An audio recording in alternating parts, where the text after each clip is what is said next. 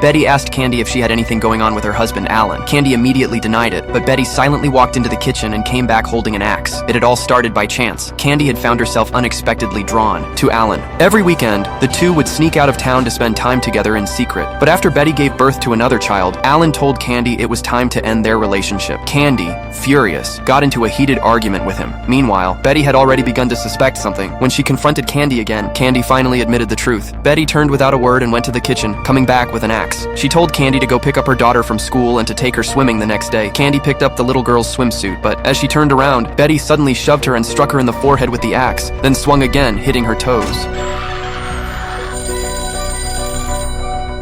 At that exact moment, Alan called the house. No one answered. Candy got in her car and left. Once she got home, she cleaned herself up, changed into a pair of flats, and went to school to pick up Betty's daughter. She carefully walked her friends through her timeline, making sure everyone would be able to confirm her whereabouts later. Meanwhile, Alan, still unable to reach his wife, called 3 of his neighbors and asked them to check on the house.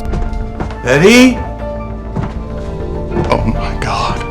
The neighbors discovered that Betty had been murdered. Heartbroken, Alan called Candy. Candy faked concern and tried to comfort him. Later, the sheriff asked Alan who had been at the house recently. Alan said only Candy, his close friend, had stopped by. Elsewhere, Candy asked her friend Dawn if the police might see her as the prime suspect. Dawn reassured her, saying that based on how badly Betty's body had been mutilated, the killer had to be a strong man, so she had nothing to worry about. When the police questioned Candy, she kept calm and didn't slip up at all. That is, until they mentioned the footprints found inside Betty's house. Candy quickly claimed she'd been wearing sneakers at the time. Back home, she rushed to cut up the slippers she had actually worn that day into little pieces. The police then asked Alan if Betty had ever been unfaithful. He admitted there had been one incident in the past. They then asked if he had ever cheated on Betty. Alan denied it right away, but once he got home, he called the sheriff again. Chief Abbott, it is Alan Gore calling. I'm sorry to disturb you. I was not truthful about...